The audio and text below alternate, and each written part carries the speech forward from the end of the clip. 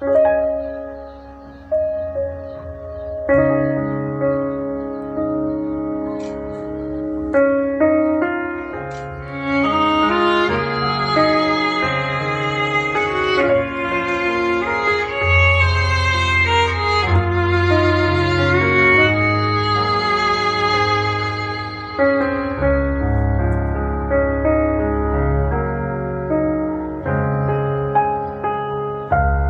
unto me, the Savior said, learn of me, listen to my words.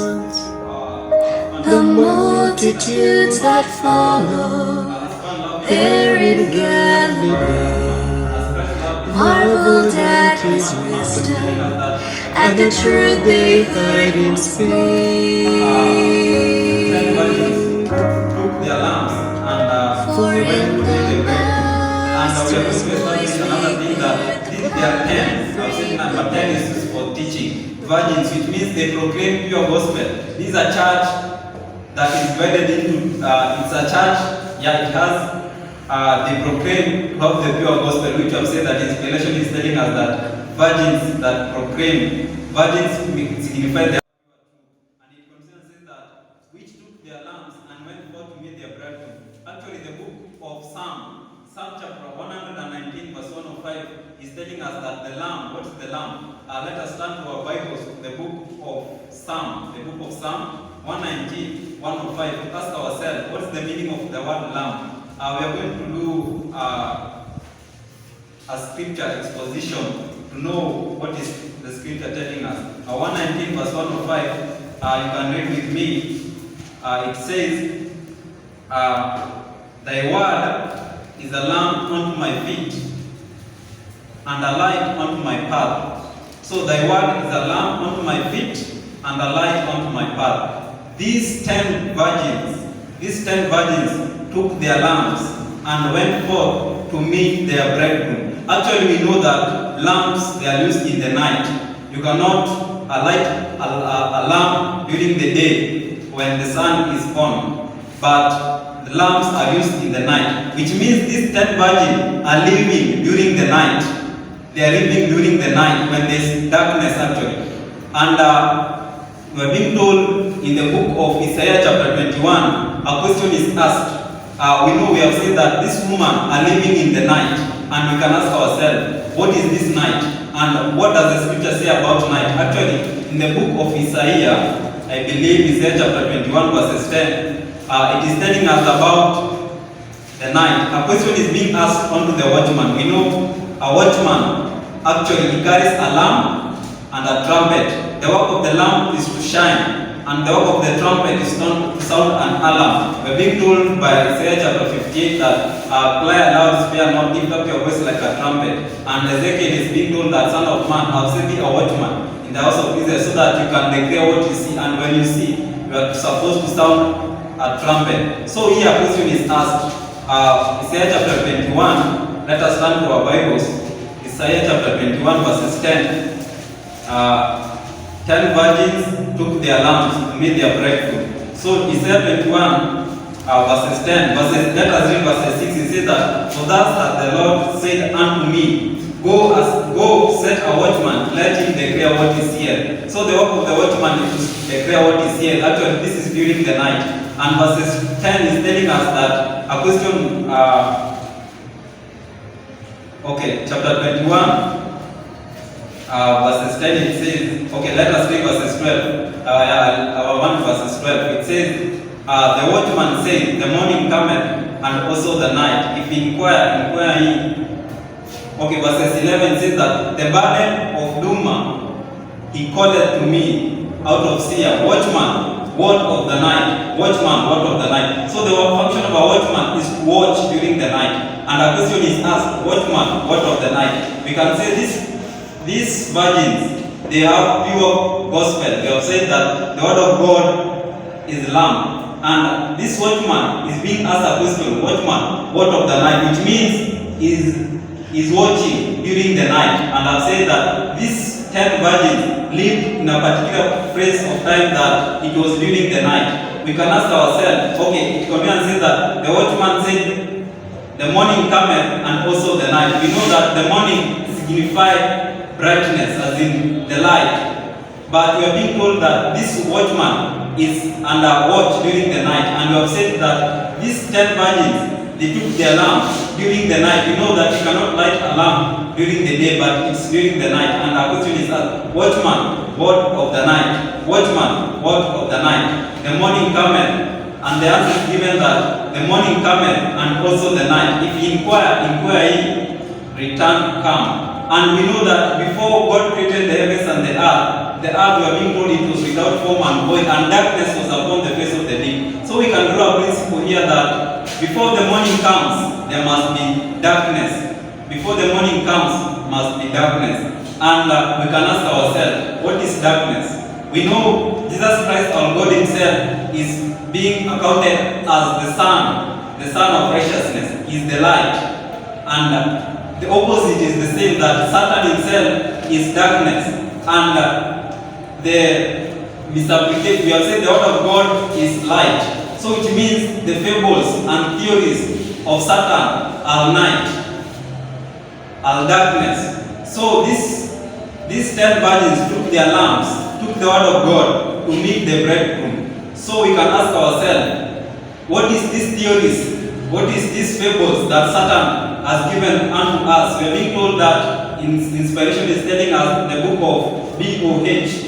is telling us that the darkness that is being mentioned here is misinterpretation and misapplication of scripture. Actually, we know Satan himself, he misquotes and misapplies scripture. Actually, we know in the temptation of Jesus Christ, he declares that turn this what? Turn this stone to be bread.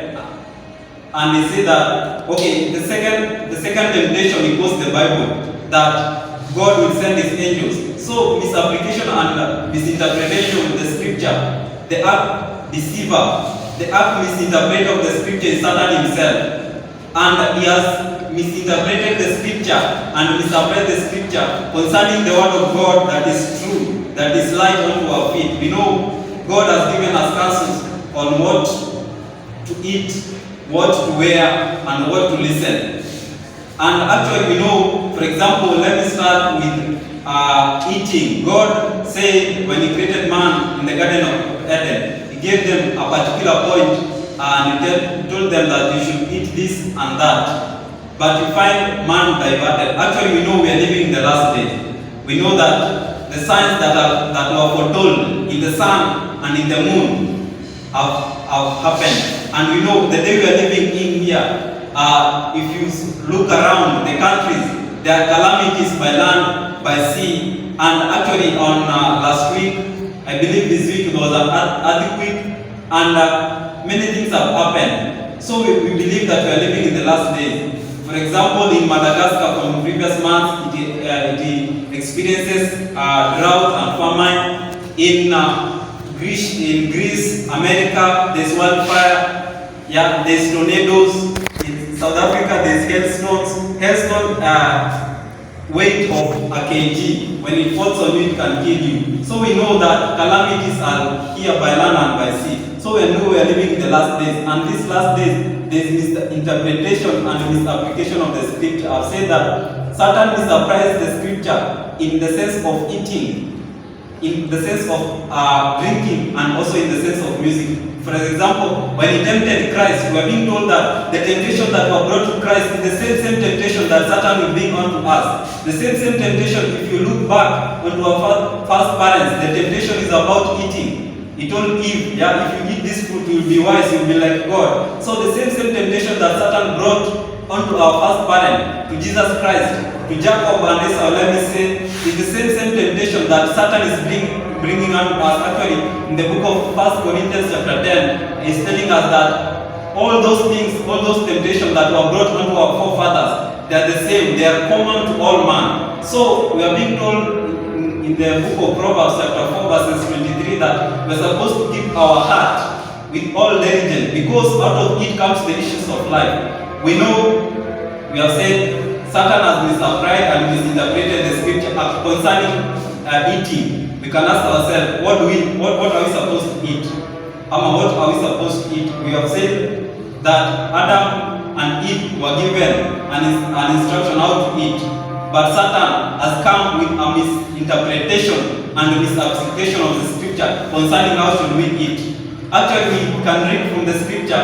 Let me combine eating, drinking, and music in some phrases of the Bible. Actually, let us turn to our Bibles in the book of Exodus. We know that the book of Exodus is telling us about the story of the children of Israel while sojourning from the land of Egypt, the house of bondage, into a promised land. And we are being told that land will flow with milk and honey. And while they were in the wilderness, God proclaimed His name. He provided them the 10 commandments and the laws of nature. But actually, we know their story. At the end, more of them turned back. They did not worship God in spirit and in truth. Exodus chapter 32, verses 6. Actually, we know Moses, when he went onto the mount to receive the 10 commandments, Aaron was left. And this Aaron was left as a leader. But the people inquired this. We are being told in Exodus chapter 32 and verses 6. Verses 5 it says, and when Aaron saw it, he built an altar before it. And Aaron made proclamation and said, tomorrow is a feast of the Lord. And they rose up early in the morrow, and offered burnt offering, and brought peace offering. And people sat down to eat and to drink, and rose up to play. Actually, this is a story of when Aaron made a golden calf, and the people worshipped it. And he proclaimed this word that they're supposed to wake up tomorrow and offer burnt offering and peace offering unto the image. And actually, we are being told that before they did that, they sat down and did what? And they ate and they drank, and also they rose up to play. Actually, this play is singing. And I've said, okay, actually there's connection between eating, drinking, and music. Eating, drinking, and music. Actually, we are being told in the book of 1 Corinthians chapter 10 that whatever we do, either we eat or drink, or anything that we do, you're supposed to give God glory. And why do we give God glory? He's saying us that I'm the Lord. That is Isaiah chapter 42 verses 8 says that I'm the Lord, that is my name, and my glory will I not give to any idol. So we are supposed to give God glory because He requires that glory. Why? We can ask ourselves again. It says that in Psalm 100, it says that make a joyful noise unto the Lord. And He's telling us that know ye that the Lord, He is God, and we are His people, and we are also His sheep. It's He that had made us, and not we ourselves. We are supposed to give God glory because it is He that made us, is our Creator. So in our eating, in our drinking, we are supposed to give God glory. Actually, meaning worship and glory is one and the same thing. So these people, while in the wilderness, they decided to give an image glory. They decided to worship an image, and this is contrary to the commandment of God. And we are being told that, number one, they ate. Actually, they ate, it was not food. They did not eat what God required of them to eat. We know that while in the wilderness, God provided them with manna. But we are being told that they tempted God in their heart. They said that, can God provide us flesh in this world, in this wilderness? Can Lord provide us water? Because He had provided us water, also He can furnish our tables with flesh. And we're being told that the wrath of God kindled Him, and He sent quails, and the people ate. And we're being told that while they ate, some of them ate. Okay, let us read that. Let me not put my own words. And the book of Psalm, chapter 78, eating, drinking, and music is our topic. I believe the book of Psalm chapter 78, eating, drinking, and music. We're being told, Psalm chapter 78, verses 25, we're being told verses 23, it says that though He had commanded the clouds from above and opened the door of heaven, and rained down manna upon them to eat, and had given them of corn of heaven, man did eat angels' food, He sent them meat to the full. Actually, the word meat in this context of King James Version refers to food. And it continues and says that verses 26, he caused an east wind blow in the heaven, and by his power he brought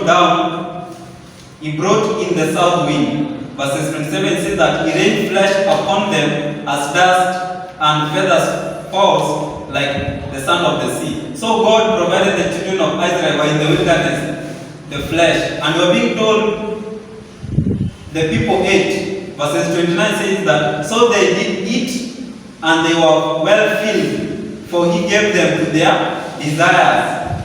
They were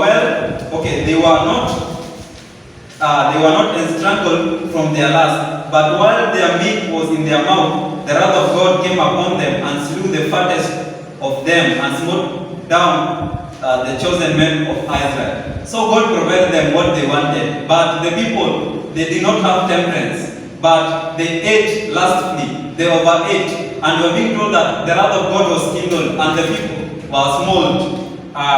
Many of them were small. Actually, you can read also the story in Numbers chapter 11, verses 33. So these people, they were eating, not to the glory of God, but to their own satisfactory. Actually, the scripture is saying that to their own desire, they were filled to their own desire. They did not eat what God required them to eat according to the scriptures. So the people did eat. Actually, also they drank. I can ask myself, what did they drink? Did they drink water? No, actually they did not drink water. Actually, they drank wine. Inspiration is saying that they drank wine. And from the book of Proverbs chapter that, we are being told that wine is a mocker. Wine is a mocker. When you drink wine it makes you not to be sober. As you know, all of you are students of medicine, you know what affects the stomach also affects the brain. The brain and the stomach are connected by a nerve, I believe is known as gastrointestinal nerve. So anything that you put in the stomach affects your brain. So these people, while in the wilderness, they ate and they drank, which was not food, which affected their stomach and also they affect their brain. We know when somebody drinks wine, his mental faculty are affected. Why? Because I'll say that it's connected by gastrointestinal nerve. And these people, when they are drunk, they cannot make sound judgment. This is an example in the Bible. Another example is in the book of Daniel. Let me see the story of Daniel. You know the story of Daniel. Daniel, we have been told that in the third year of the reign, Jehoiakim, king of Judah, Nebuchadnezzar, king of Babylon, came against Jerusalem and besieged it. And we are being told that he took the eunuchs of Israel into their land. And we are being told that this eunuch, Nebuchadnezzar, desired that this eunuch will be taught in the language of Chaldeans so that they can be magicians, the great men of Babylon. But you find he fed them with certain kind of food. And we are being told that Ashpenaz was commanded by Nebuchadnezzar to provide them with food. Actually, let us read the book of Daniel chapter 1. Daniel chapter 1.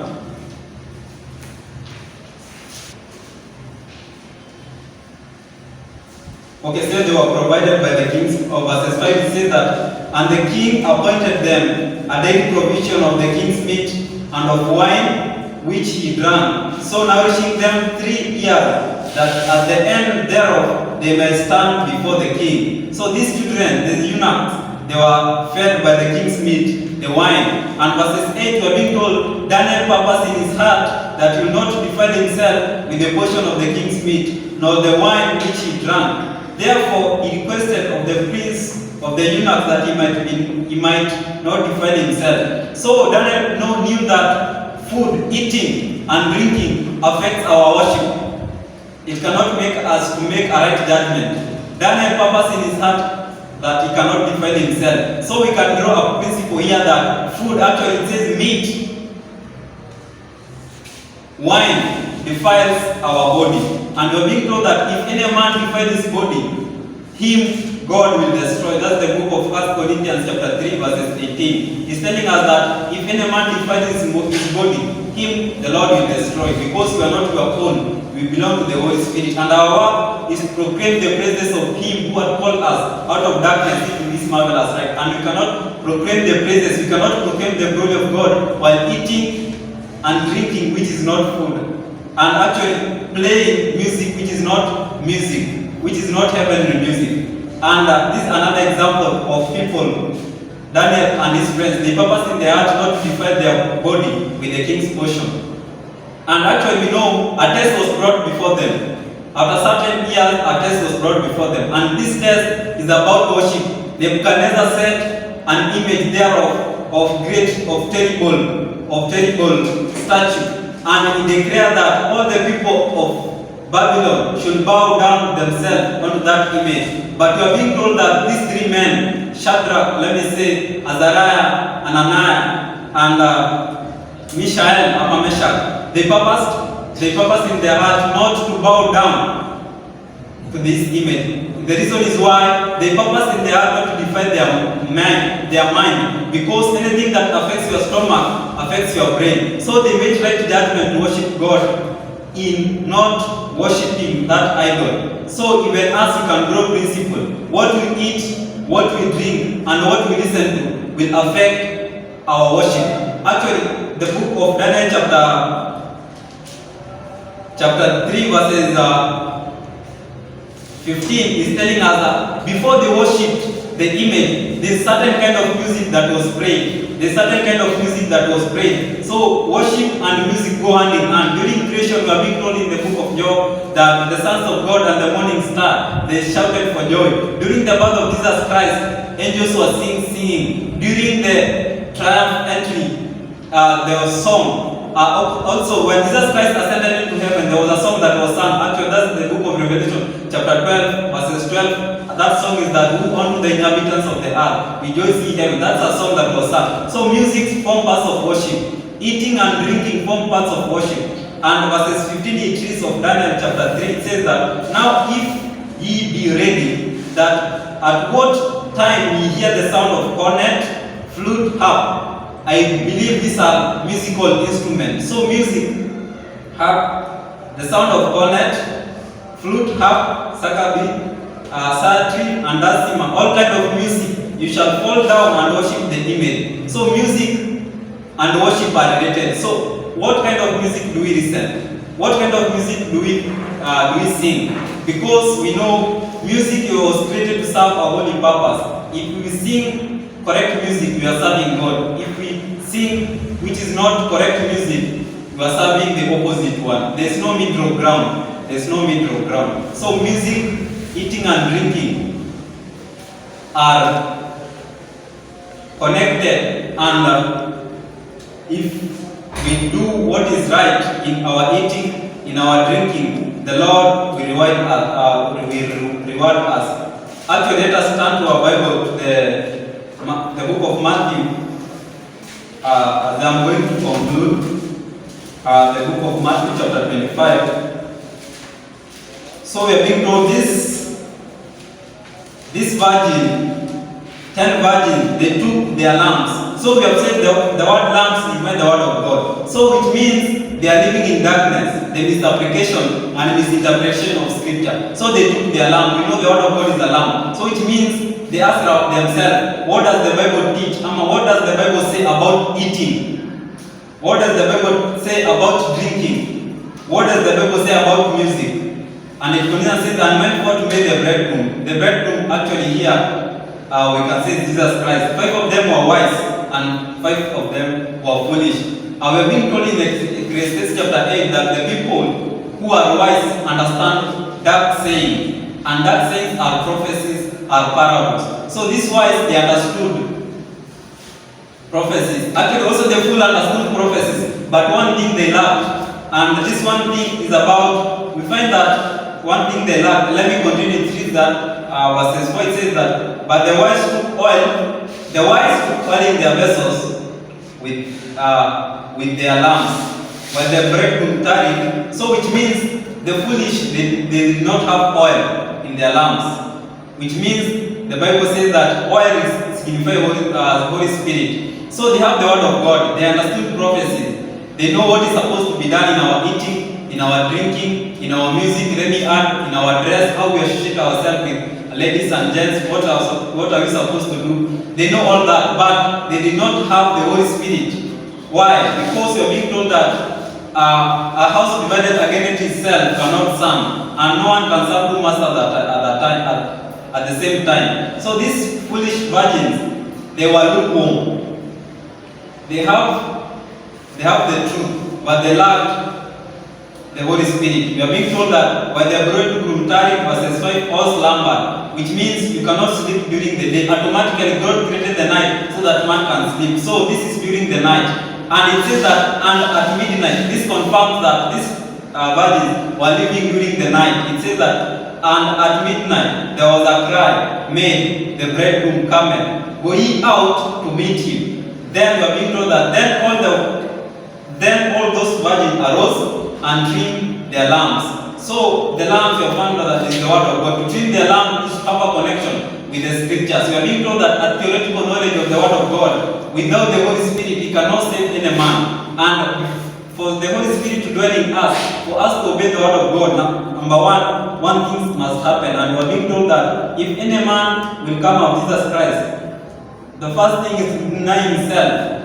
And the self should die daily and carry his cross daily. So for us to have the oil in our hearts, for us actually the word lamp signifies the word of God, also lamp signifies us. You are being told that you are the light of the world, you are the lamp. If you have the word of God in your heart, you will shine forth. So Jesus Christ is telling us, for these 5 full virgins to have the oil in their lamps, number 1, they are supposed to deny self. But we are being told that when this cry, the midnight cry was made, this is their end. They will not change because their destiny has been established. We are being told this is the cross of probation. When God has ministered in the heavenly sanctuary, the ministration of Jesus Christ in the heavenly sanctuary has ceased.